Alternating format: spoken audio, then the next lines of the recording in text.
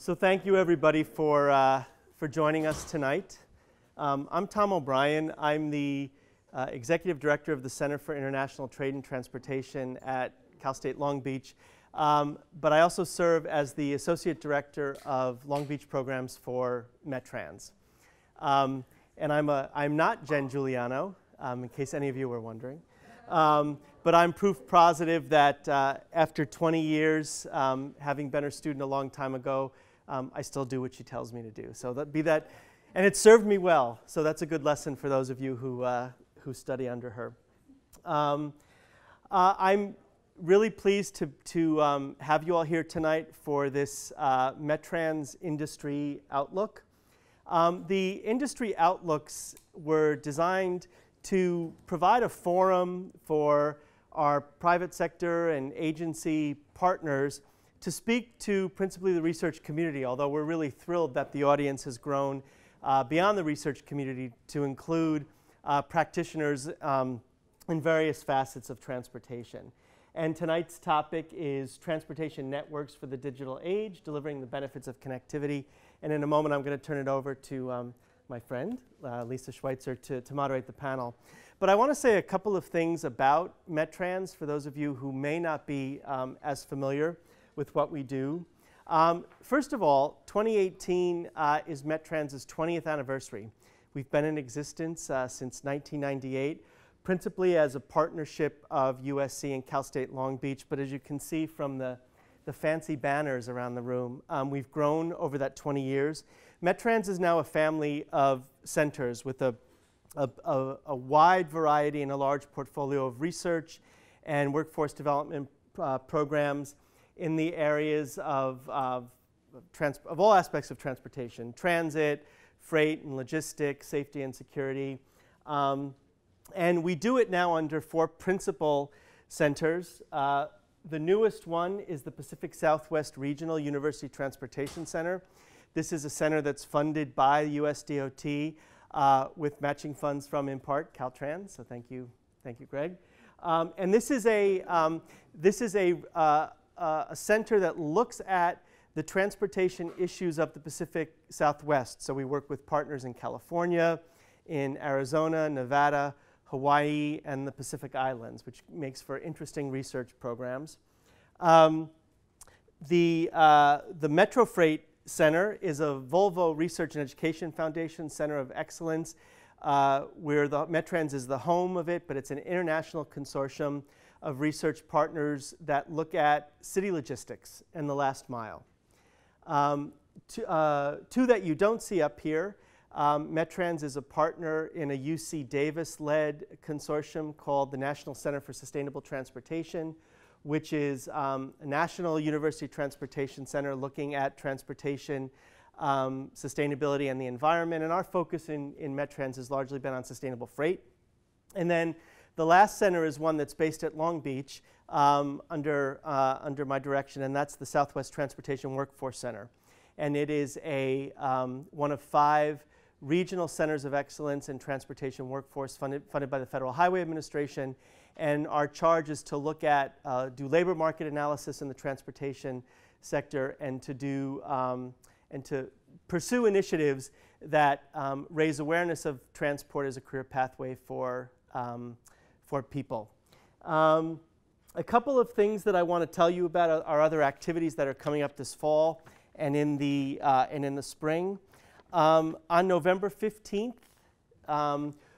METRANS is going to be sponsoring with the Federal Highway Administration a Talking Freight webinar featuring papers that have come out of our recently completed International Urban Freight Conference, which was held in mid-October in Long Beach. And those papers, all of which are available on the website, is a good resource for those of you who are interested in freight and logistics. You can start your day at 10 o'clock doing the webinar and then come here at 12 for the PSR Fall Research Seminar, which is looking at advocacy by design. It's a seminar co-sponsored with the Center for Sustainable Cities here at USC. On November 29th, Metro Freight is sponsoring a seminar featuring one of our partners from the University of Gothenburg, John Williamson. And all of these you can get information on by looking at our website. In the spring, we have our town hall meeting in Long Beach, which this year looks at the Clean Air Action Plan. And then we've got a host of field trips and student panels and research seminars that you should find out more about. So again, thank you all for coming here. And with that, I'd like to turn it over to Dr. Alicia Schweitzer, who will lead our great panel tonight. I think you all know me. I'm one of Jen's colleagues and one of Tom's colleagues. I just want to go really quickly down the table so that you know what a dream team we've got here. To my immediate right here is Mr. Larson from Caltrans, right? Yes. What do you do there?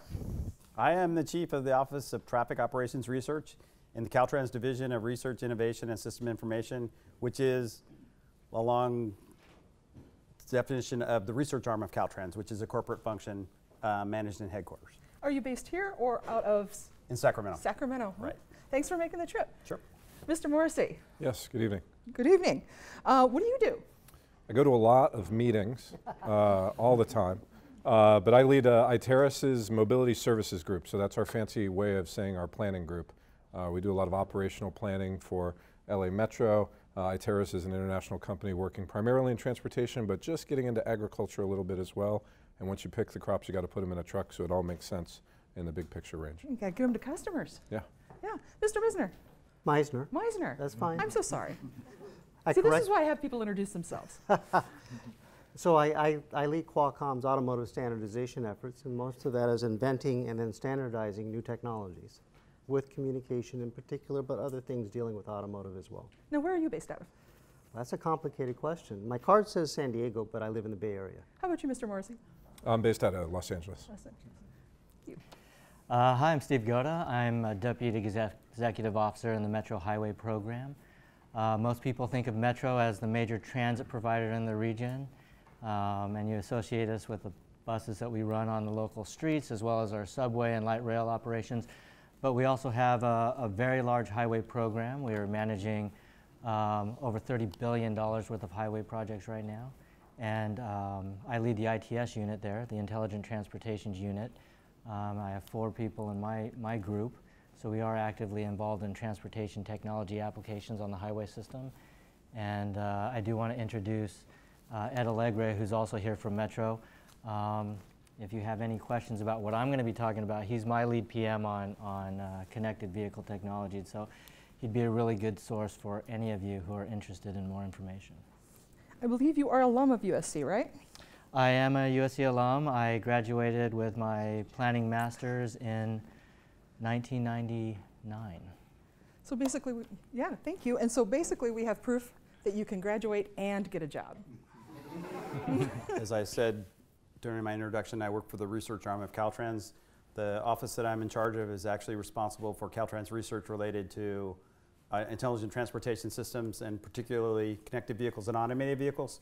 And I'm going to, I was asked to actually talk about definitions of connected vehicle, automated vehicle, autonomous vehicle, and the levels of automation, because there was some concern that not everyone in this room would have the necessary background. So that's what I'm going to focus on. But I do hope that during our question and answer, I have a chance to expand on this, because I can stand up here and talk about connected and automated vehicles for hours.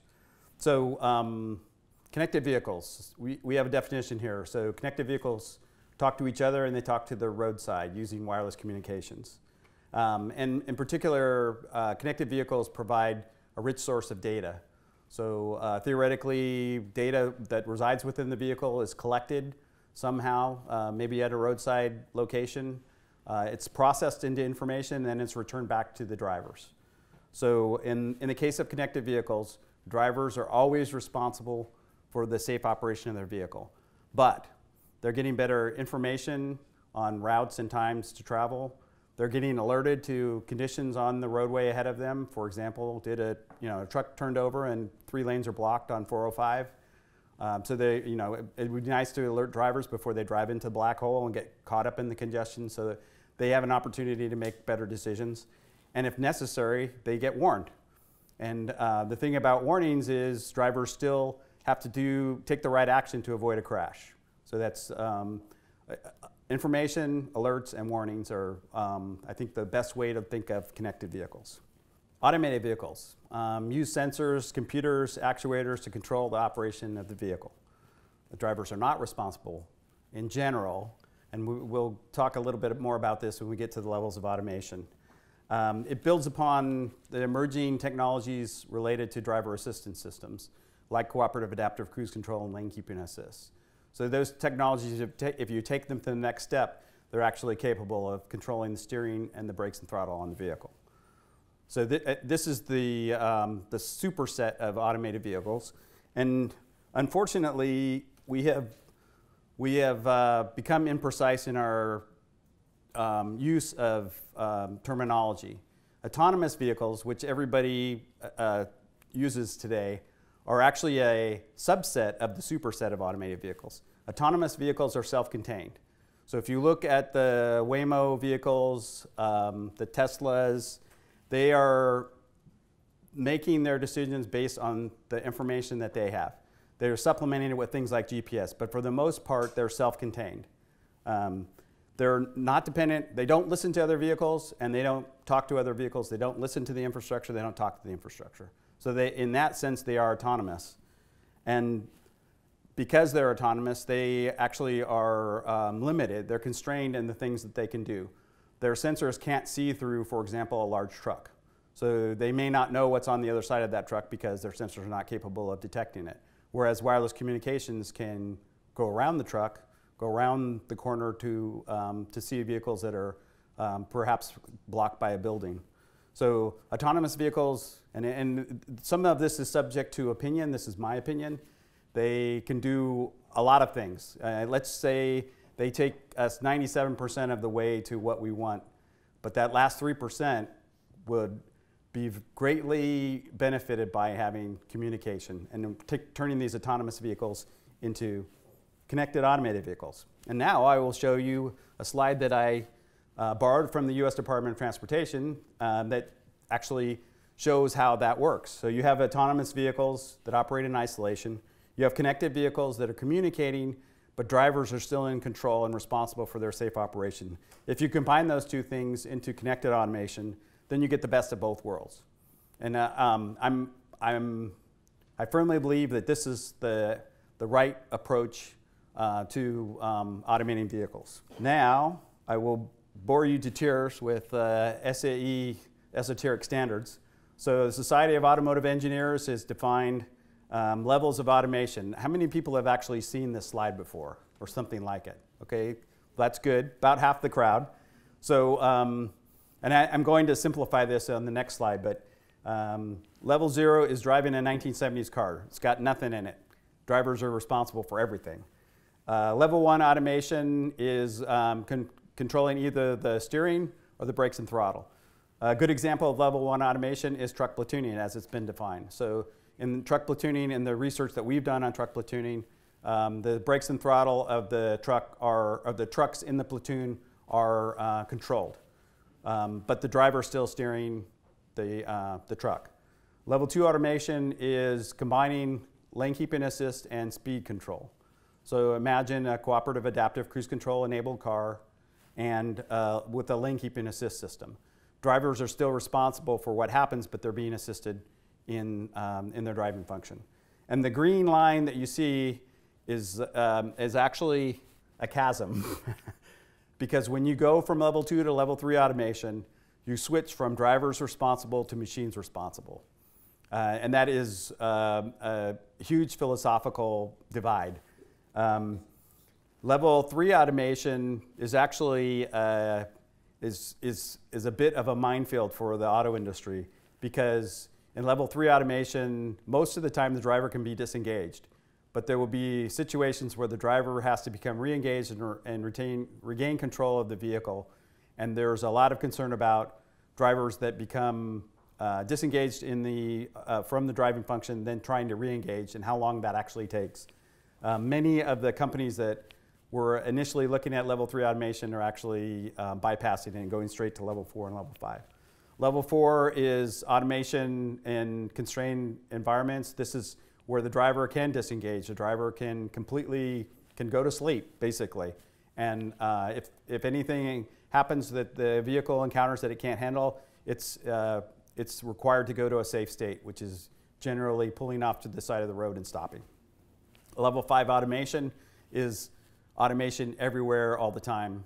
That is long into the future, in my opinion. Now, let's simplify those. Okay, level 0 automation, again, 1970s, you got nothing. Level 1, you can have your hands off or your feet off, but not both. Level 2, both off, but your eyes and your brain, and it's important, eyes and brain. Your eyes are on the road, your brain's engaged in driving function. You're being assisted. That's driver assistance. Level 3, now you've switched, you've crossed that gap. Now drivers are not responsible, they must be available.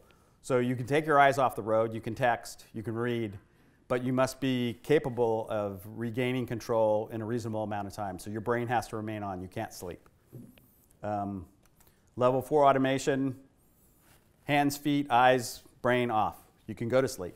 But generally it will be in constrained environments like managed lanes, for example, exclusive lanes for buses and trucks, for example, communities or business parks.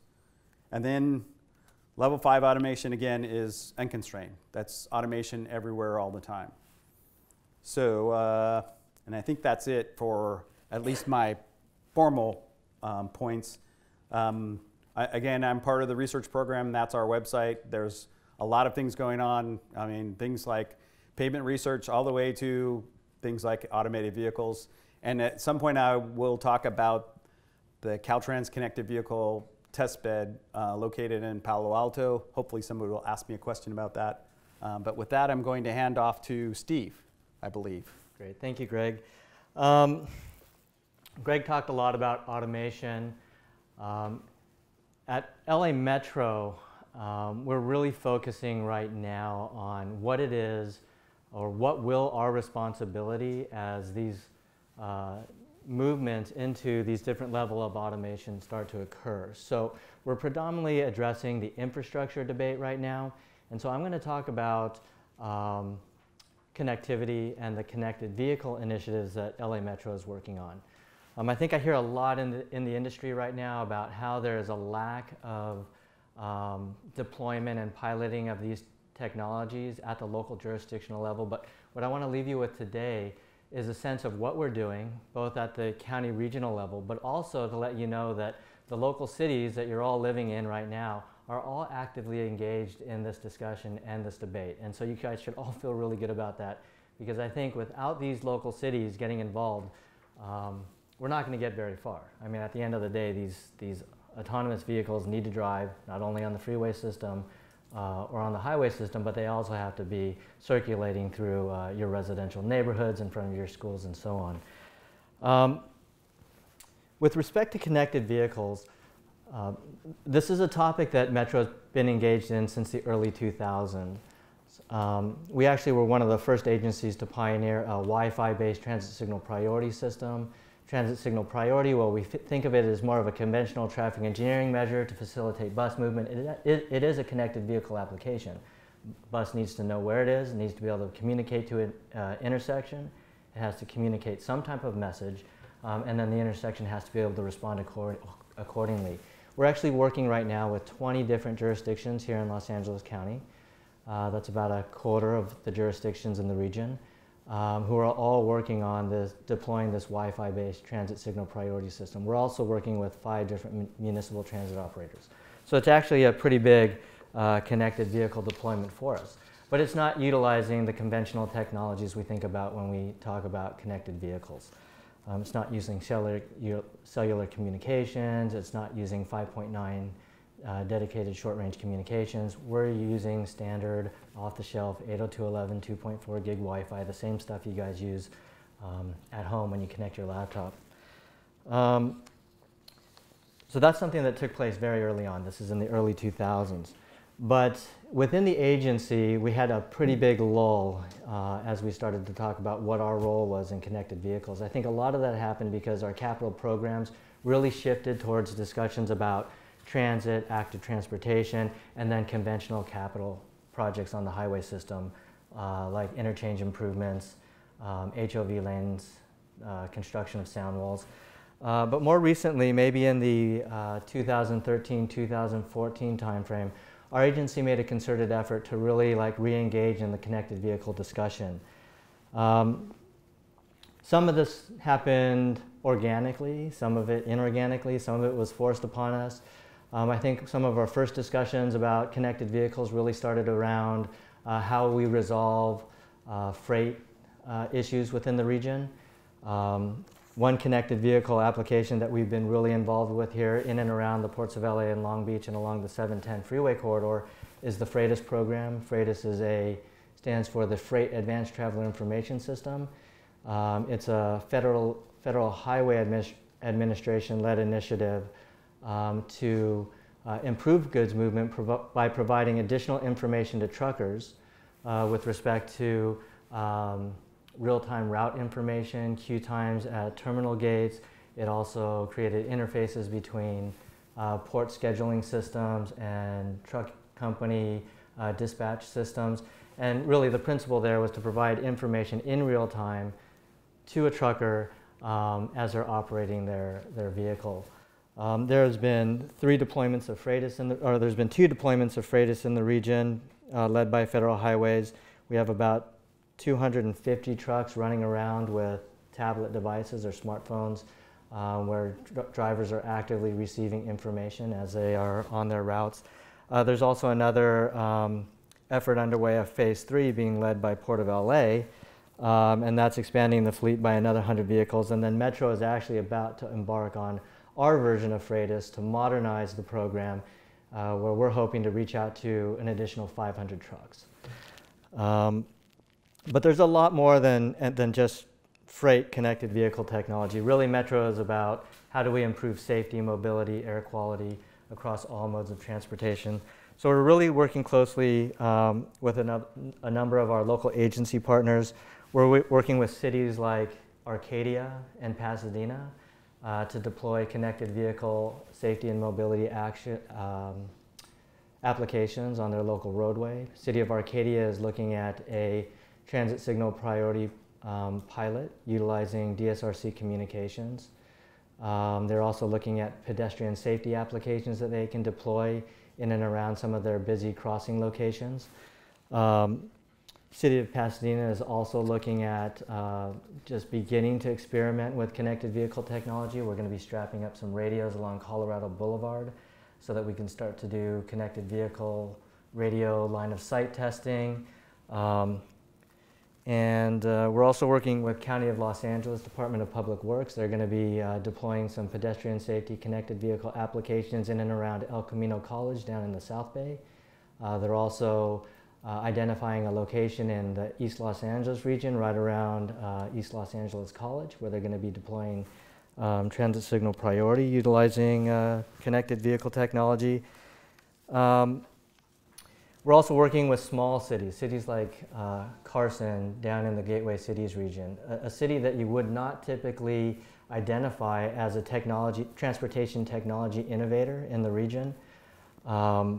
But even cities like that are really interested in engaging in this debate. We're actually going to be working with City of Carson at 10 locations to demonstrate an application called Eco Approach, Eco Departure. We're going to be sending information to truck drivers, letting them know how the intersections are functioning so that those truck drivers can make changes to how they operate. And the goal there is to really reduce the amount of hard stops and unnecessary acceleration activities so that we reduce PM10 emissions, we reduce fuel consumption, and we start to contribute on the environmental side of the equation. In that region of the gateway cities, it's probably got the largest air quality issues that we're dealing with in the Southland.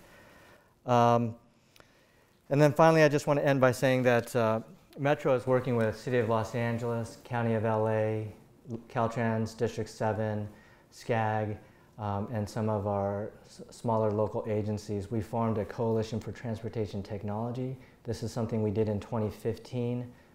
At the top of our agenda for our broad regional discussions is connected vehicle and autonomous vehicle. We're currently working with City of Los Angeles as they're set to release their autonomous vehicle strategic plan. In 2018, we're going to start working on our LA County connected vehicle strategic plan. So these are all things that we are building into the planning process. These are all things that we are hoping to build into the update of our next long-range transportation plan. If we're successful in doing that, we'll have a funding path that we can move forward with so that we can deploy more of these pilots and then actually bring this technology into true fruition over the next 5, 10, 15-year period. And I think I'll end there. All right, I'm going to pick up where Steve left off. Again, my name is Sam Morrissey with Iteris. The title of this presentation tonight is called Delivering the Benefits of Connectivity. And I think a lot of people get caught up in the hype of the benefits of connected and automated vehicles. I'm sure a lot of us have heard the statistic that, well, currently we have about 40,000 traffic deaths per year. It's a public health crisis. And so if we could reduce that, approximately 90% of those collisions are caused by human error. I'm not sure how many of those are somebody texting or what have you, but it's some human error, some factor of human error. And we've heard the statistic that we could kind of win this battle against public safety if we went to a fully automated fleet. But I was at an event with Vin Scully speaking on Saturday night, and he had a great quote. He was talking about the problems that the Dodgers have in the 9th inning of certain games. And Vin Scully mentioned that winning isn't easy. And so I'm going to pick up where Steve left off and talk about working with local agencies, some of the work that Iteris does with local municipalities, on how we might win this battle, how we might move towards this connected future where we can actually have some of these safety benefits. And I think a sad fact is where the rubber literally hits the road at the local levels, we're not doing as much as we can because there's a lot of different competing priorities at the local levels. A lot of activity has happened at the federal level, at the state level, and at the county level, but really at the local level, a lot of agencies are going to really need to change the way that they do business, to change the way that they manage their roadways and facilities. And when you're talking about places in Los Angeles that are dealing with issues around education, housing, homelessness, crime, and public safety, prioritizing basic infrastructure needs is sometimes challenging, and frankly not that sexy to a politician to go out and cut the ribbon for a couple new signs or some new stripes on the road. So that's a big challenge. And local agencies are pretty concerned because a lot of stuff that's happening at the federal level, the Self-Drive Act and the AV Start Act that have been moving through Congress, are starting to scare some local agencies because there's words in there like preemption. There's words in there that say that the federal government will be the ultimate authority to establish rules around these connected and autonomous vehicles. And specifically, they're talking about the performance of those vehicles. And performance is not clearly defined. So if performance also relates to where and how these vehicles stop or yield or what they do at intersections with pedestrians, there's a lot of concerns. And a lot of concerns have been raised from agencies like Transportation for America and some of the Streets blogs and other articles out there. I would say not to worry from my experience working in the public sector. I think there's a lot that we can do at the local level. In the state of California, local agencies control about 300,000 miles of roadways. So pretty much the majority of roadways that these connected autonomous vehicles are going to operate on are controlled at the local level. We have a pretty poor record of maintenance. I'm lucky to live in Pasadena, and I always know if I drive my car when I'm coming back into Pasadena because the pavement's all of a sudden miraculously better than adjacent Los Angeles. Sorry to knock Los Angeles, but we have a much smaller city to maintain, but we do a poor job of maintaining pavement, we do a poor job of maintaining signage, we do a poor job of maintaining striping. In fact, there's almost a $500 million backlog in the entire country in terms of capital project maintenance. So we need to be looking at that and focusing on that.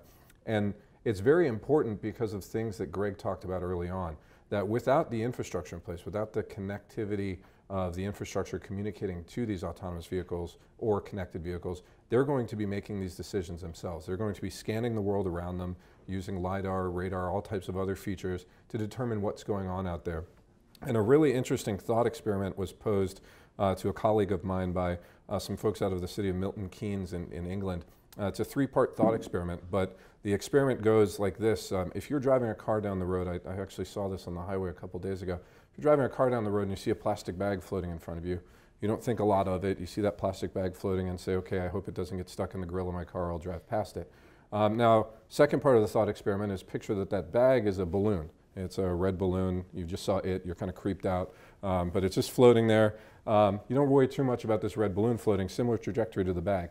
Now, the third part of the thought experiment is instead of that red balloon, it's a soccer ball. Now, everything changes for you, the driver. You know that because there's a soccer ball, there's probably a kid running after that somewhere. Automated vehicles aren't going to know that, so we need to have something else out there to help them learn. We don't want the machine learning to kill one child and then say, okay, we won't do that again. That's not going to be a good business practice. So being able to communicate, the infrastructure being able to communicate to these vehicles is imperative. And it's so imperative because the collisions that we've already seen to date with connected and automated vehicles have all been the fault of drivers. There was a collision up in the San Jose in the Bay Area region last fall where a Google car was hit by a car running a red light. Well, I'm here to say that we've got the technology and the infrastructure in place to detect when people are approaching traffic signals. In fact, most of our traffic signals are actuated. They turn green because they sense the presence of a vehicle. There's not much else that needs to happen to really be able to communicate that there is a vehicle approaching that is traveling too fast to come to a complete stop. If the technology is in place to detect that, then you can make the leap of faith that the technology is in place to communicate that out to the automated vehicle. So the automated or connected vehicle that may see a green light could get a warning that, okay, behind this building there's a car approaching at 45 miles an hour. Although it's green, don't go yet. So that's some of the things that Greg was talking about earlier, communicating this infrastructure back out. And I think that's really, really important in a state like California where we have something called proportional liability laws. Having worked in a city, having sat on the witness stand, being taken to court and having to have defended the design decisions and investment decisions of a city, these questions are going to come up. Smart lawyers on the west side that have high-paying clients are going to figure out that a city could have made these investments to make it safer. These things will also be competing for precious city dollars. So I think a lot of city agencies are doing good things. They're trying to get their priorities in place. We're working right now with the Orange County Transportation Authority to look at their vehicle to infrastructure state of the practice to really help guide them. And what we're finding is a lot of these small local cities don't even have the bandwidth to really think about more than they're doing today, but they're going to need guidance. So agencies like Metro are doing great guidance in LA. We're trying to help Orange County Transportation Authority provide some guidance at the local level, but what we're seeing is that they're going to need to step up and provide more assistance to these smaller local cities to make sure that we make these investments. There's a lot of good things going on out there. I will say a good thing that we're not seeing enough of is automated enforcement. Automated enforcement of transit-only lanes, automated enforcement of red light running. I think we need to see more investment in those things to make sure that the human drivers are obeying the rules and the automated and connected vehicles are following those rules. They're going to be designed to follow those rules, but we need to see more investment in the technology to train us humans who do bad behavior, to train us to do things a little bit better, to make it safer for all those involved. So I think I've said enough incendiary things to have some good Q&A, and at this point I'll pass it on to the next person. Thank you. Again, this is a technology talk. It's complementary to the applications that were discussed before, and some of the, it will certainly engender its controversy and problems, but ultimately the idea is that the technology would fulfill some of the visions that we have for a transportation future. A little quick proviso before I start talking is that, or actually a question, how many of you heard of dedicated short-range communications, or DSRC? Okay, this is not DSRC. And so this is the segue into 5G, and so it's a different technology base. So what is 5G? 5G is market-driven, it's not government-driven. There are other verticals which basically drive the key performance indicators or the specification as being rapidly standardized into this network of networks. But it has a very strong transportation pull, because transportation, and specifically automotive, but you can't just talk about automotive in a vacuum, is an important application area, and specific inventions and specific ideas are being formed around how 5G could help. Now, what does 5G mean? For many of you, it's aspiration. For me, it's something that I live because I standardize it pretty hard, particularly in the automotive domain. But what it might mean is enhanced mobile broadband. In fact, it is. It's one of the 3 pillars of 5G. And what is enhanced mobile broadband? I don't know. You can watch cat videos with impunity. But it's basically a big pipe. And the big pipe will actually offer lots and lots of applications. I'll touch on a few when I talk a little bit more in depth, perhaps with Q&A. But it does do a lot of things. Another is massive Internet of Things. And not to be flippant again, but the massive Internet of Things is IPv6 means that you can put basically an Internet address to anything you want, which would include components in a car, components between cars. Your refrigerator can talk to your washing machine, all sorts of things.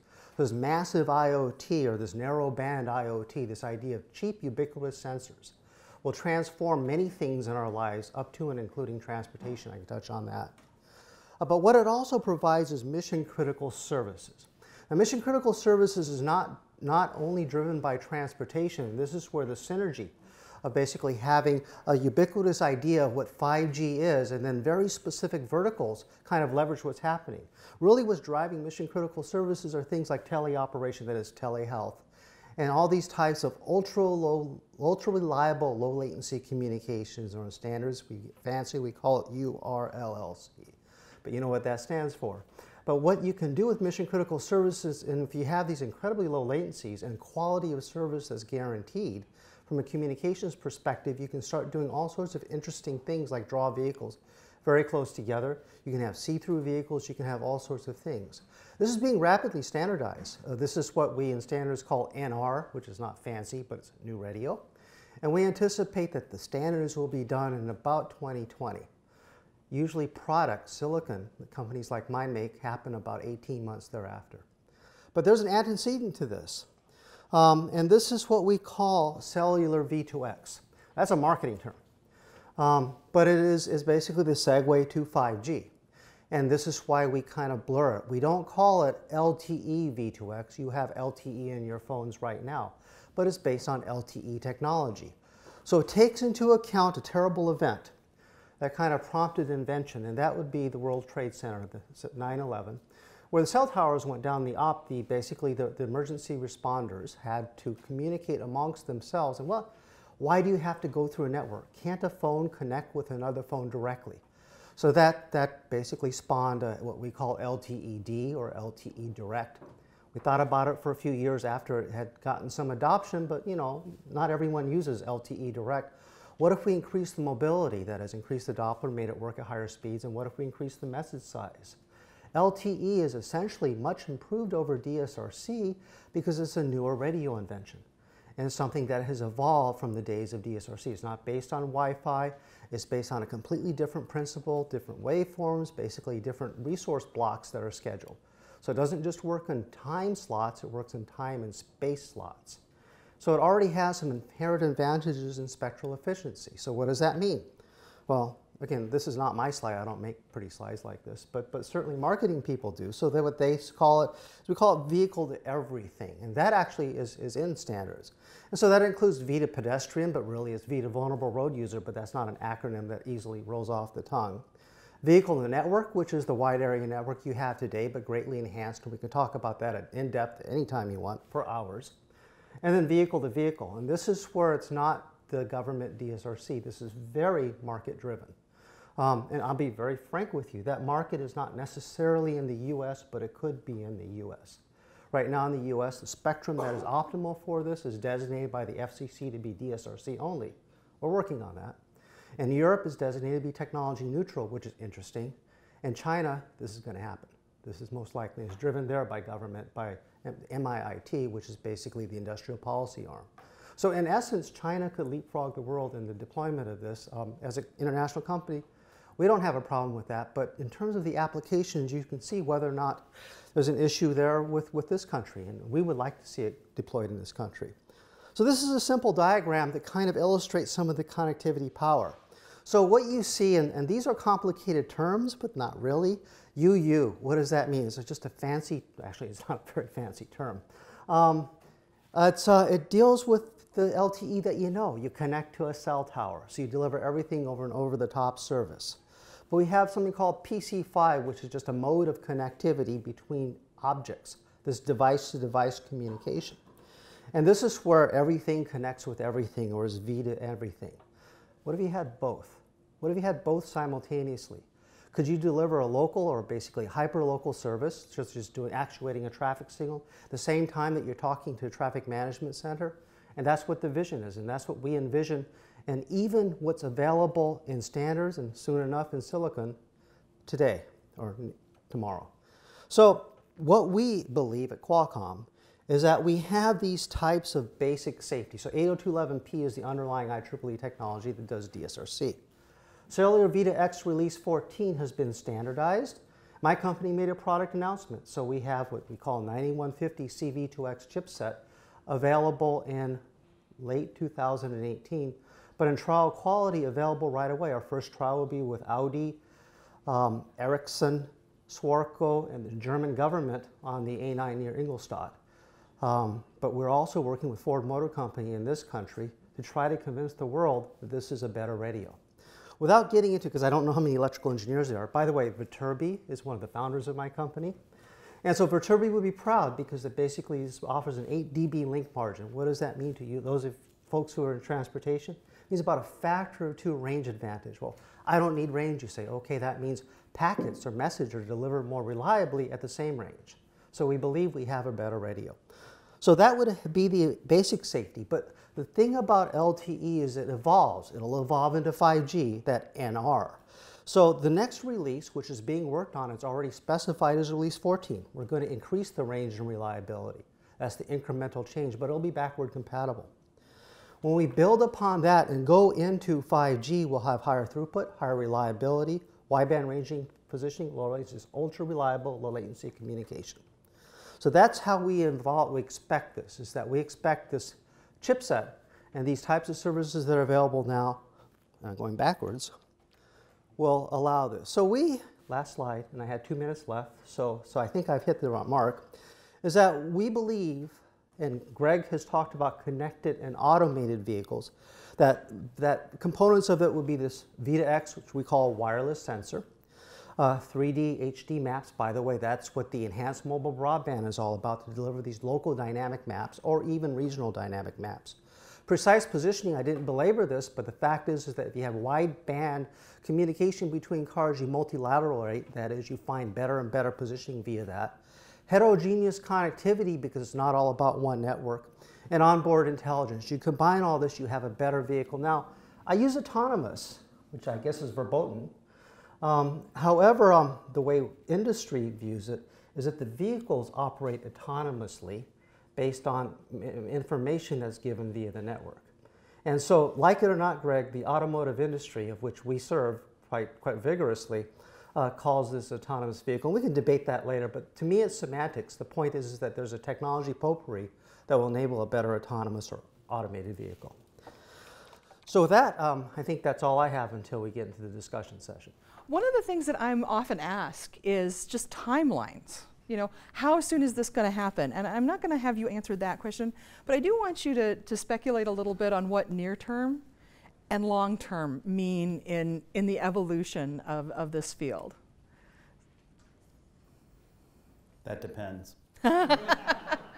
Be brave. So Jim talked a little bit about DSRC, and I purposefully avoided using the terminology. There is an active notice of proposed rulemaking from NHTSA that would, if enacted, require 50% of new light-duty passenger vehicles built in the United States in 2021 to have DSRC radios in them. 75% in 2022 and 100% in 2023. This proposed rule started the process the last month of the Obama administration. So here we are 9 months later, and it really hasn't gone anywhere, and there were rumors last week that suggested that it was going to die. So if it does die, then DSRC is dead, and then we're going to be listening more intently to Jim. But since 2004, AASHTO, which is the association that represents state DOTs, the auto industry, and the U.S. Department of Transportation have been working on connected vehicles. And the basis for that has been DSRC and the 75 megahertz of spectrum that was set aside in 1999 for it. The auto industry has developed DSRC and is ready to deploy it.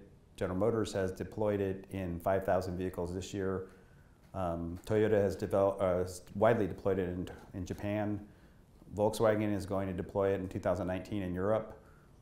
But if this rule doesn't go through, it will all go away. And so it depends, because if that happens, then we as state DOTs are back at the drawing board trying to decide what is it that we have to deploy.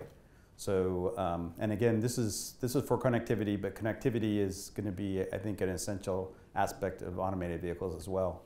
So I'm not going to predict anything until there's more certainty.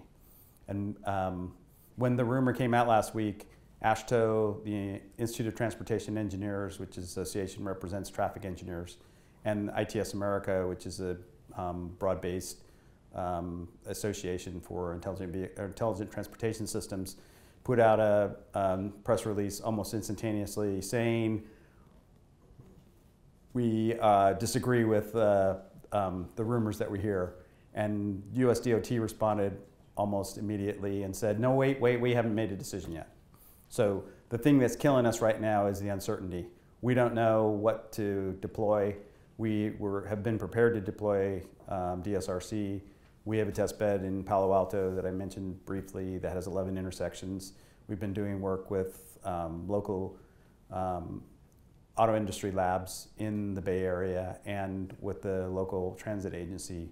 And if the rule does not go forward, DSRC is dead, and we can scrap all that and start over. So I don't mean to be gloom and doom, but that's really the reality. The uncertainty is killing us, and I know AASHTO is going to be pushing USDOT to take a position one way or another, because it takes us forever to deploy things in the field. So if we don't start planning now, we won't have the infrastructure to support connected vehicles and automated vehicles when they are widely deployed. So I'll hang that off to my colleague. You guys want to? I could. I don't have gloom and doom. A couple things I have to say is that I was the chair of the SAE DSRC technical committee when we came up with the standard that NHTSA uses. And so that standard only uses 75 megahertz, uses a 10 megahertz. What does that mean? A thin slice of the 6 service channels that are available. So that thin slice, and all NHTSA can regulate is V2V communications. So many of these applications that we envision won't be on cars, because an auto OEM will see a $300 tax that has very little utility except for a mandate. So the auto OEM will if this mandate happens, signal phase and timing is something that's allowable in this channel. That NHTSA can regulate, but that's all that can be mandated. So something might happen or might not happen. But for us, we would like to see V2X communication. So when is this going to happen, getting back to the question? So it's already happened. So we mentioned GM. They have a 100% attach rate of cellular modem. Most of those are from us. Thank you very much, GM. Ford promises a 100% attach rate, that is every new car that Ford makes by 2020 will have a cellular modem. Those are ours too. Thank you, Ford. And both of the companies, and Ford has gone with us, and this is ex parte filing. I was there.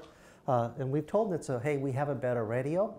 And you've heard of something called carrier aggregation, where an AT&T phone can talk to a Verizon phone because they work on different spectrum, but they're aggregated on the same chipset. We can do that with cellular V2X and the LTE that you have on your phone, and basically put that phone in a car and let the market drive it.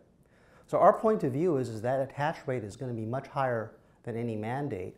So we would prefer to see that to happen. When is it going to happen? Again, we are getting lots of interest. It's going to happen very soon in China, probably in 2020, 2021. It might happen a few years later if the cards are, the sun shines and the cards are dealt right. In Europe and North America, maybe 2021, 2022, or it could be a DSRC future. If it's DSRC future, we make chipsets for that as well. So to us, the future's bright, regardless of which direction it happens, and the future happens in around 2020. I think we're good. Okay. Well, I do want to step out of the technology side of it, though, because I wrote in a personal blog post that I do have a prediction in the next 5 years, and I think we'll see automation, and maybe not fully automated, but definitely automation in 4 areas. The first area where I'm fairly convinced we're going to see something in the next 5 years is in these slow-speed, fully automated shuttles. The Ollies, I forget the names of them, but it's a small box. It carries maybe 6 people. It moves very slowly. Think of it like the Disneyland parking shuttle. It takes you from the parking structure to the park. There's no other vehicles interacting with it. There's tremendous applications for this. I mean, look at Santa Monica, 3rd Street Promenade. People want to get from one end to the other with all their expensive stuff that they bought. 16th Street Mall in Denver, Colorado.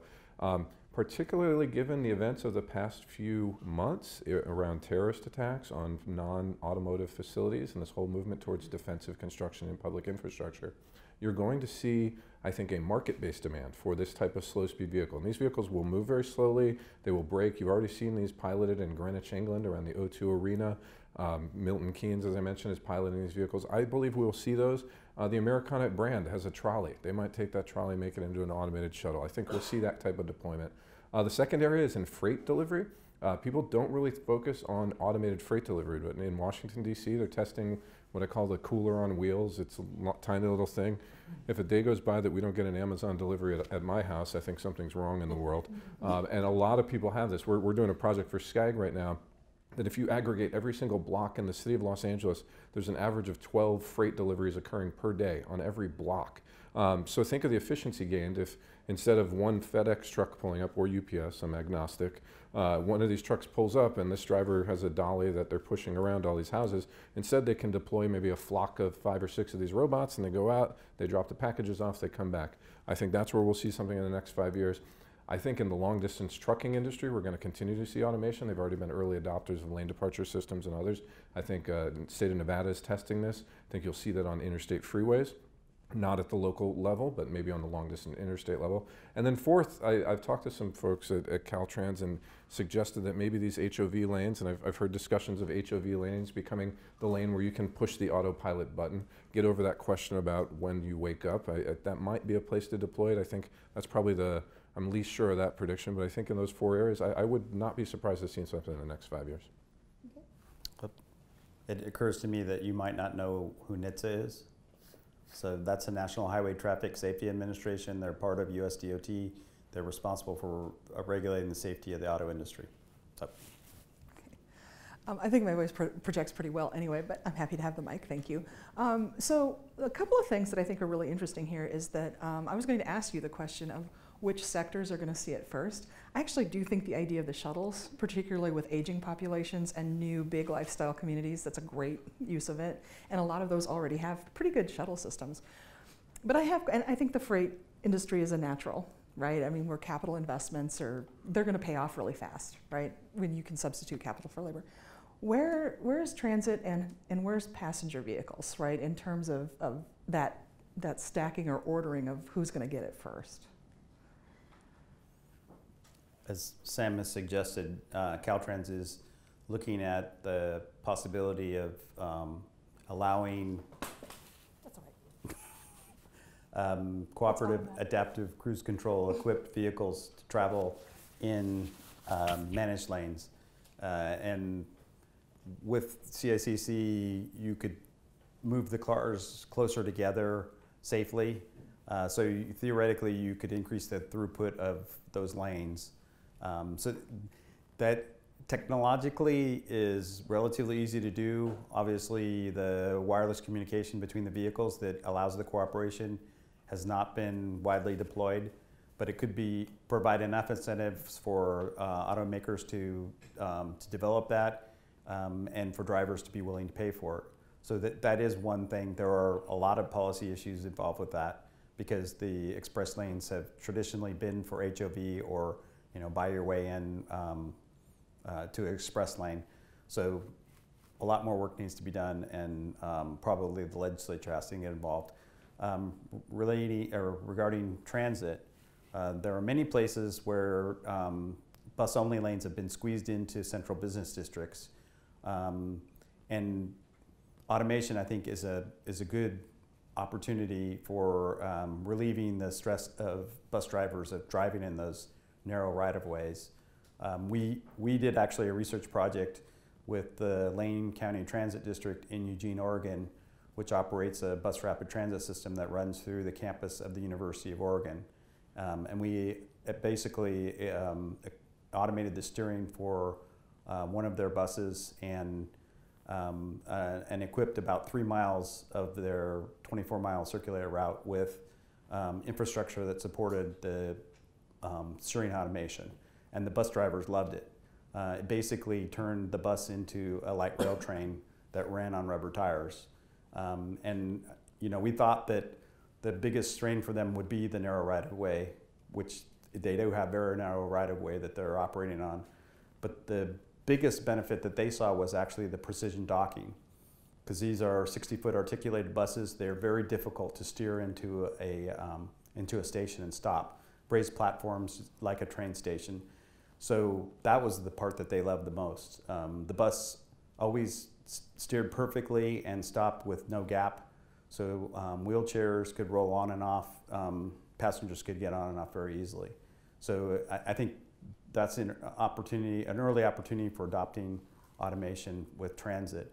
And potentially, if you had automated the steering, you could also automate the speed control and connect buses together into a real rubber-tired light rail system where you could add buses to give increased capacity or reduce the number of buses during off-peak hours. So I think there's a lot of promise with that technology for transit as well. I think here in the Los Angeles region, you're actually going to start to see the rollout of automated and connected vehicle transit technology earlier than you might think. Facilities like the Orange Line, which is a dedicated BRT service in the San Fernando Valley, provides kind of a unique opportunity here in the region for us to test that technology outside of the conventional right-of-way. Our operations folks right now are currently actively looking into transit platooning technology. They're looking at transit connected vehicle technologies, specifically related to providing SPAT broadcast messages to our bus operators to help them operate more efficiently. You have areas like the South Bay City's Council of Government who are actively pursuing changes to allow for the adoption of slow lanes, specifically so that they can adopt these small micro-automated transit shuttles. And the nice thing about what we're doing here in the Los Angeles region is the recent sales tax measures that have passed, they allow for the adoption and the funding of these technologies. So I think now that the funding is available, it makes it a little bit easier, at least at the local level, for us to start deploying the technology. Another thing you're going to see in the next couple of weeks or maybe a month or two out is when City of Los Angeles comes out with their automated vehicle strategic plan, they're going to be identifying a series of pilot locations for the early adoption of automated and autonomous vehicle technology. I think that's largely going to center around the universities. So I think you'll see something west of here as well as probably down here in the USC area. But those are also prime opportunities for us to start to deploy these automated vehicle technologies. May I point out that if you own a Tesla Autopilot, you may think you have it now. And what you have is a level 2, remember Greg's little tutorial, per J3016, SAE J3016 vehicle, which might actually be level 2.5, and I think it's worth belaboring for a moment, because deep learning is part of this. So even though it's ostensibly not connected, it is. It's connected through your LTE wireless wide area network, and that data is uploaded in Tesla, and then this AI kicks in and tries to make it to push the boundaries. Now, of course, people push the boundaries, and we're terrible supervisors, and we trust technology. So then that's a problem, but it's here now. If you listen to Tesla, if you watch GM, you can have a fair bit of money and would like to take a risk. You can buy, not a risk, I don't want to say anything negative, you can buy Super Cruise, which is I would say a level 2+ type of automated vehicle. We got to still be worried about vigilance. Level 3 is the deep chasm or deep abyss that we have to jump over. And finally, if you talk about freight vehicles, talking commercial again, before I joined Qualcomm about 4 years ago, some friends of mine formed a company called Peloton Technologies, which does truck automation. I was an advisor to them, and I do know that their investors would like them to commercialize really quickly. And so I believe, and this is not inside information, but that they say externally they plan to commercialize early next year. So you have some of the vestiges of platooning, which is really level 1, but it still is throttleless. That is, the throttle is automatically controlled. So that is a form of automation. So things are happening organically, so to speak, in industry due to market pushes, market pulls, that is, not necessarily a technology push. All right, one last question for me before I open it up. There's a lot of, I think, worry amongst urbanists in particular that we're just going to have streets just littered with cars. Now, I come from economics, so my attitude on this is a little bit different because I can't imagine that this wouldn't shrink the fleet, right? Because one of the ways in which you could definitely roll this out is through subscription services, ride-sharing subscriptions and things like this. I understand now you might want to own a Tesla yourself, and if you do have a Tesla, you're not exactly, shall we say, budget constrained, right? But in terms of thinking about this in 20 years, is the fleet going to be bigger or smaller, the passenger fleet? It depends. That's what economists say. That's my job. I honestly don't know. I know we have researchers looking at this. There are, there's the nirvana, which is what you suggest, that we only have the number of vehicles running around that we need to manage demand. And then there's the dystopia, which says what we have is unoccupied vehicles traveling around all the time, and VMT goes up 200%. And obviously, for those of you that live in this area, you can't even imagine what 200% increase in VMT would look like. It would be mass chaos. So speculate as you may, and I think it also has to do with generations. My generation grew up and is accustomed to owning vehicles. My kids don't necessarily see it that way. They could certainly go with mobility as a service. So that kind of suggests that maybe we will be closer to the nirvana than we are the dystopia. But time will tell. I know at the state level, we're trying to formulate policies that will push us that way, but sometimes these policies are hard to identify and implement. So stand by. Yeah, it definitely does depend. There's a couple trends that I look at. So I was just at the Focus on the Future conference in San Francisco last week, put on by the self-help counties. It's the 24 counties that have sales tax measures, and one of the senior strategists for Salesforce got up there and told us how to think about the future. And basically, he said, you really need to look at signposts and guideposts and trends along the way rather than just forecasts. So if you look at the current trends, 4 years ago, everybody thought vehicle ownership was gone. People aren't going to want to own their own car. VMT is in decline. Well, fast forward to today, we're right back up on the same trends of VMT. People are still driving. There's a lot of factors at play there. When I was in college and undergrad in the 90s, there were two big rules we had. One, don't date people on the internet, and two, don't get in the car with strangers. And if you ask a college student today what they do, they date people on the internet and they get in cars with strangers. In fact, they meet those cars from the internet. So the entire world is flipped on its head. Now, that being said, a lot of people that are comfortable sharing rides and riding in shared vehicles today probably aren't like me and have two little toddlers that need to have their specific snacks and their specific iPad and all their toys in the car. So I can't share a minivan that has all that stuff in it and without my kids having some kind of explosion on the way to Costco. Now, I rarely drive my car. I take the bus and Uber and Lyft frequently, but when I do drive, I go to Costco or I'm taking them to soccer practice or school. I think that is one area where we might see people owning less cars. They might not need the 3.5 cars per person, which is something like the LA County average, whatever it is. Maybe they'll get down to 1 car per family. It's something ridiculous in LA. You know, we have 18.5 million parking spaces by an estimate in LA County and 15 million people. So maybe we've got an opportunity to mix our jobs and housing imbalance by getting rid of some of those parking spaces, maybe building some of those fancy finished 3-story houses that fit in a parking stall. I think some of those trends are where we're going, but if you really also look at it, I mean, housing price inequality is a huge driver out here. I know so many people that move further and further away so that they can buy a big house and go to the schools that they want to go to and live in the communities they want to live in. And if they can sleep an extra 4 hours on their ride into work, they might do that. And so that does scare me.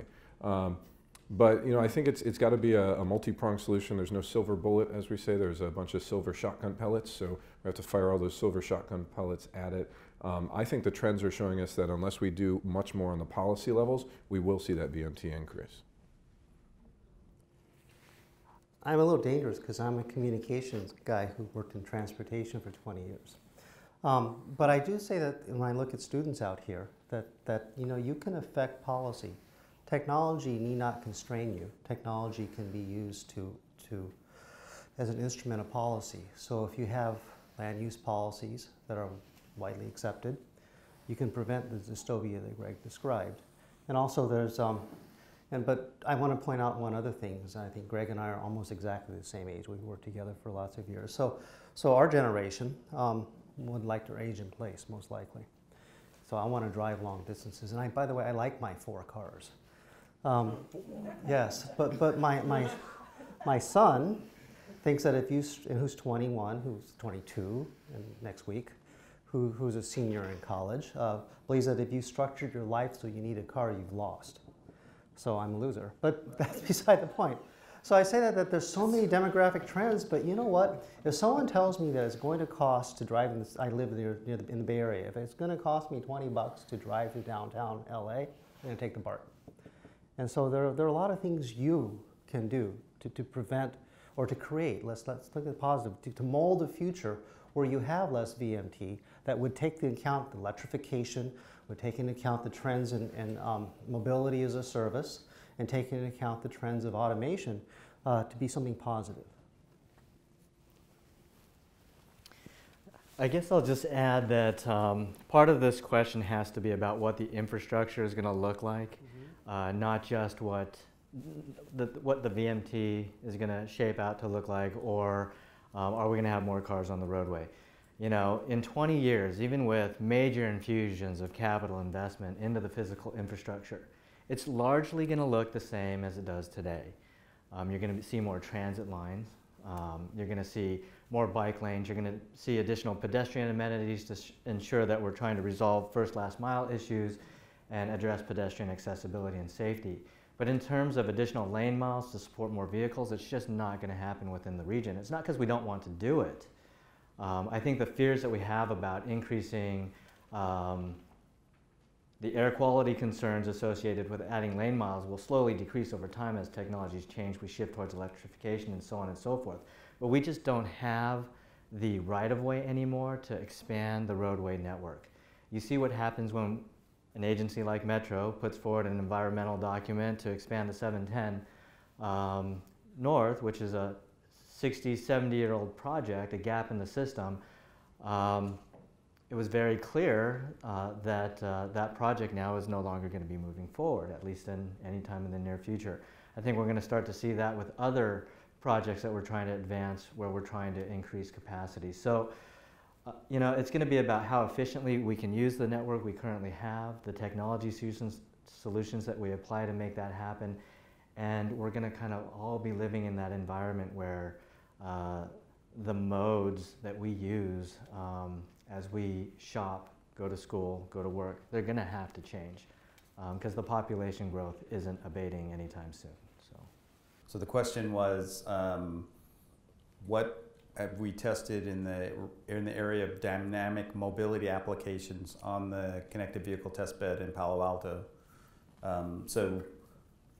The lack of availability of documentation? No, regarding whether the technology deployed for the testing is still running on whether or not that technology is still up and running. Okay, so there was one project that was funded for dynamic mobility applications. It's called MITS, Multimodal Intelligent Traffic Signal Systems. It's actually a suite of 5 applications: intelligent traffic signals, which is adaptive traffic signal control, transit signal priority, freight signal priority, emergency vehicle signal preemption, and PED safety. So MITS phase 1, and I should probably back up, this project is funded through the Connected Vehicle Pool Fund Study. The Pool Fund Study is a mechanism by which state DOTs can pool their research resources to address topics of mutual interest. It's led by Virginia DOT, and there are 18 state DOTs involved, including Caltrans. When the topic of MITS came up, there was a proposal put together by the University of Arizona and the PATH program at UC Berkeley. So the University of Arizona proposed to do MITS on their test bed in Anthem, Arizona, which is just north of downtown Phoenix. Path and Caltrans proposed to do MITs on the El Camino Real testbed in Palo Alto. We did 2 phases. Phase 1 was concept of operations and system requirements and a high-level design. Phase 2 was to take the design and implement it and demonstrate it. So we were able to successfully demonstrate to Federal Highway Administration, which provided most of the funding through the pool fund study, that the technology worked. Phase 3 of MITS, which has not started yet, is to take it to implementation. So the contract with the University of Arizona has not been settled, and then the subcontract to Path for the work that we're going to do will start. We were hoping it would be started in September, but here we are in November and it still hasn't been executed. This is the way things go in the real world. But yeah, our next step is to make that operational on a daily basis. Now, having said that, the test bed as it stands right now does broadcast the signal phase and timing information and the map message in accordance with SAE J2735, 2016 version. So it's one of, I think, 2 in the nation that does that. So companies like Ford and Delphi are testing on the test bed using the updated technology. The next step is for us to upgrade the radios. The DSRC radios, they're compliant with version 3.1 of the specification. The specification is now at 4.1. We have the radios that are compliant with 4.1, but they have not been installed yet. So this fall we are going to go out and replace the 11 radios that we have. We're actually going to add 6 more radios, so a total of 17 intersections will be equipped. The main difference between 3.1 and 4.1 in the spec is the hardware security chip that enables the security credential management system. So that's the mechanism by which messages that are broadcast over DSRC are secured. So, so I think I answered your question. And there is much information on the Connected Vehicle Pool Fund Study website that's hosted by the University of Virginia on phase 1 and phase 2 of MITS. My question is, I'm very excited about this rising technology. I think it's fantastic to kind of hear about what's coming up next in the near future. And I think we both talked about a lot of the strengths and opportunities with this technology, but I really kind of want to pivot the conversation a little bit about the threats associated with AVs and connected vehicles, right? And the first one that came to mind was about cybersecurity, right, and data breaches, things like that. And I think, we're talking about Uber, right? I can get my mom to take an Uber, but she's afraid of someone's going to steal her information, right? So I can't even imagine putting her into an autonomous vehicle. Oh, you're going to go to the hospital. You know what I mean? I'm more comfortable with that. So maybe anyone can answer this question, but can we talk a bit more about the threats associated with autonomous vehicles and connected vehicles? Sure. Well, among the things that we standardize are some of the security protocols, but it's a complicated question. There's no answer, and because there's no answer, something called the Auto ISAC. You caught me in the stage, and I don't remember exactly what Auto ISAC is. ISAC is. I know what Auto is, but it's a group that deals with cybersecurity per industry vertical. It was formed, it's led by Toyota, to try to address it from a process standpoint. And much of the security, when you think about threat vectors, a lot of that happens to be poor processing, where they're basically attack vectors that are left because of software, because of all sorts of things. So that's one end, but it probably doesn't answer your question well enough. So the process is being formed as industry awareness, but within the car is something called a CAN bus, which is a controller area network. So that wasn't designed for security, and that's in all our cars, which means if you attack one electronic control unit, you have access to every electronic control unit. So car makers are getting smart about that too. So, well, we have to deal with this. Why don't we isolate the infotainment part with the automated part? So they're starting to partition that and try to cut off these threat vectors one at a time. In terms of communicated information, this security credential management system, this application processor that has a hardware security module, HSM, and this whole idea of crypto agility, that's part of it too. So that means you can authenticate the message that's coming at you. So the over-the-air part is being done, and it's completely standardized, by the way. So again, we're not there yet, but slowly and surely we're trying to cut off many of these cyber threats. And I'll add in from the local level, all intersections in the United States have something called a conflict monitor in the traffic signal that is a piece of hardware that ensures that you don't get opposing green lights going at the same time. If that happens, the intersection shuts down. Generally it works. I've seen some cases where it's not wired properly and you get and there's a lot of lawsuits that get settled because people install that improperly. But it's a very simple, basic technology. I would like to see that explored, and I think we need to see more investment in that at the local level. When it comes to sharing data, though, I mean, you can quiz me on the last user terms of agreement and what was in paragraph subsection 12A's point B about data sharing. I have no idea. I just click yes. I just want to update my software. And I'm sure most of us are like that. I think it's odd that this gets focused on the public sector about data sharing. It's like we give our data away to everybody. If I see another Facebook ad that pops up for a thing that I was talking about in front of Alexa 2 minutes ago, I'm going to freak out. But I mean, they're watching me.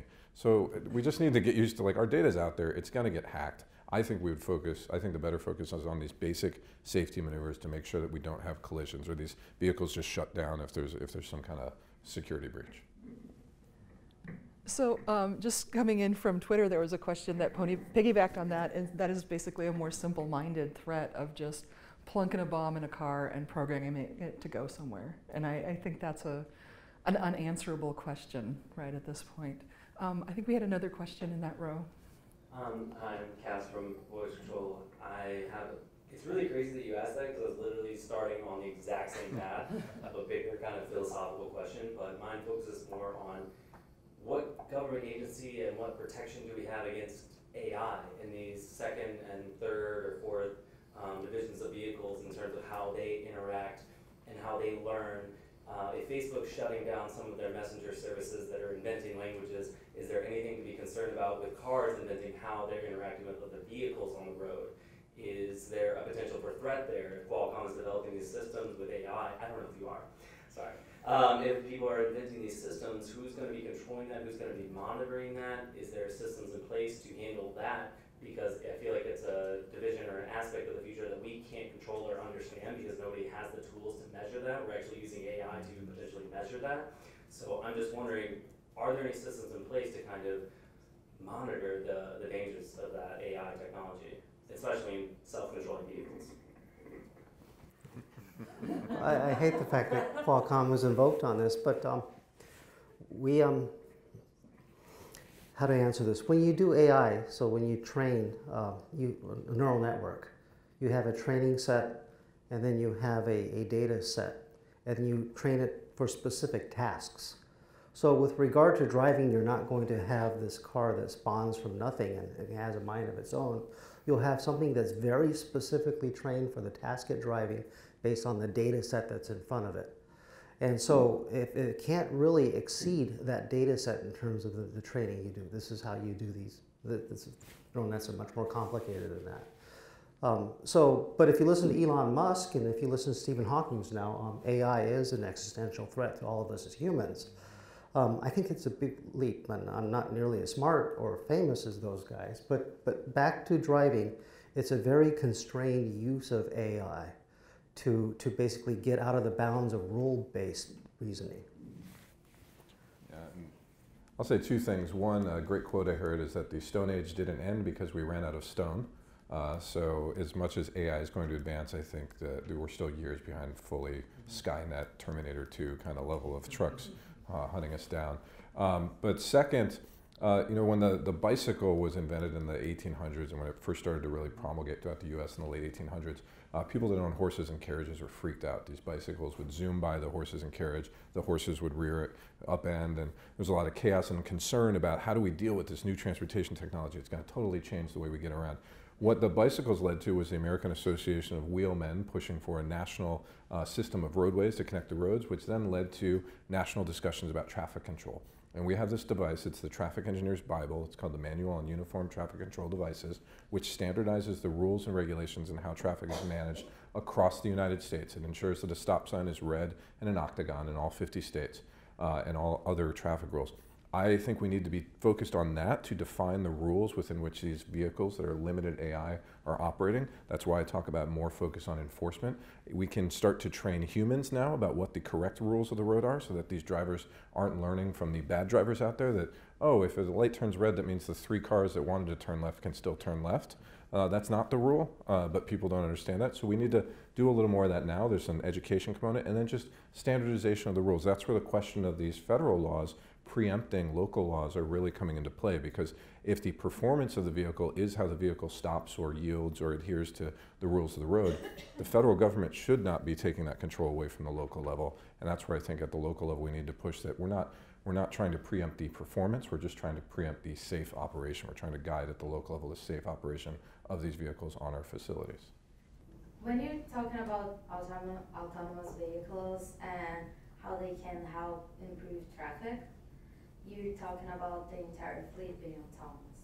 Do you see this happening naturally, or do you see some parts of the city or some freeways being shut completely to autonomous vehicles? Yeah, I'll take that one first.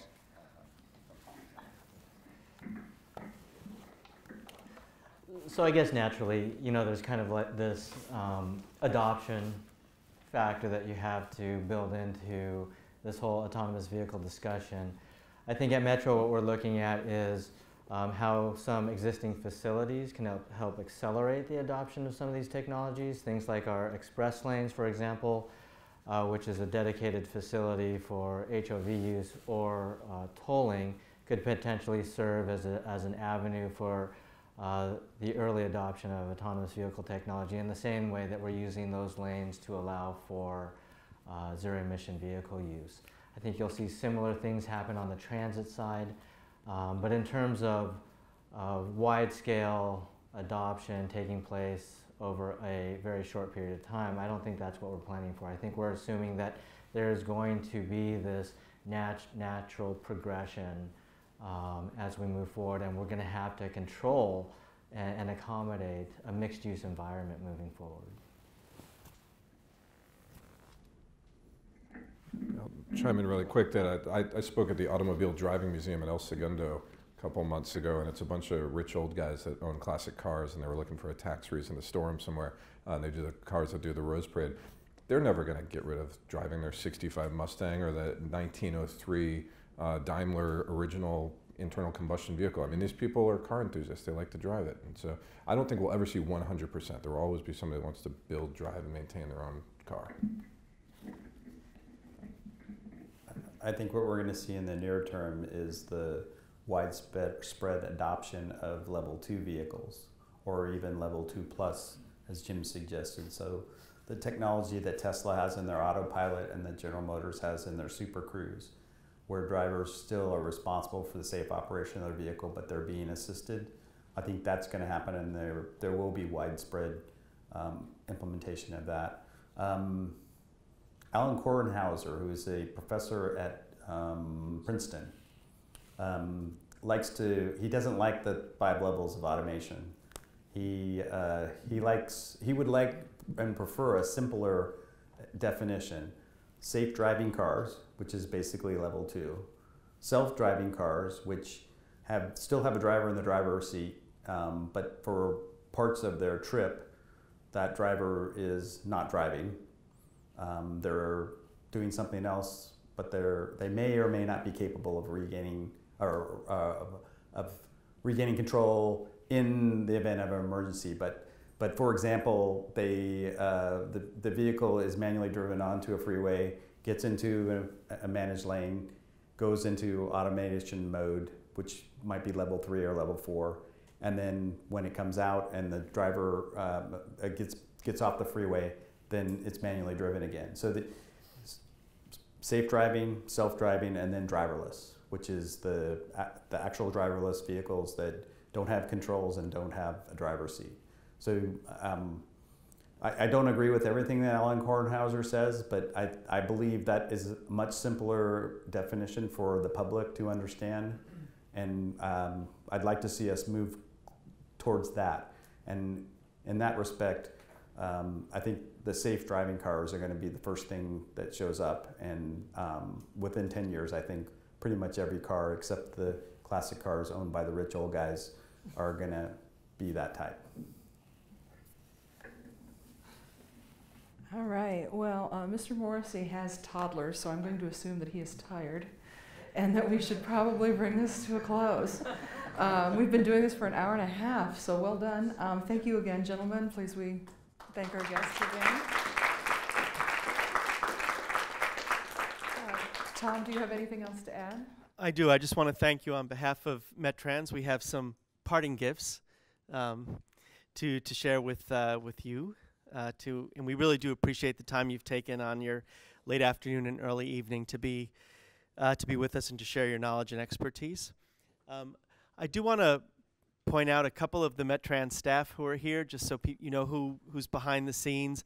I'd like to point out Catherine Schellwalter, who coordinates the Metro Freight activities. I don't know if Christy Patton is still here, who's our development, and then special thanks to Vicky de Guzman and her team of students for putting this all together. So thank you.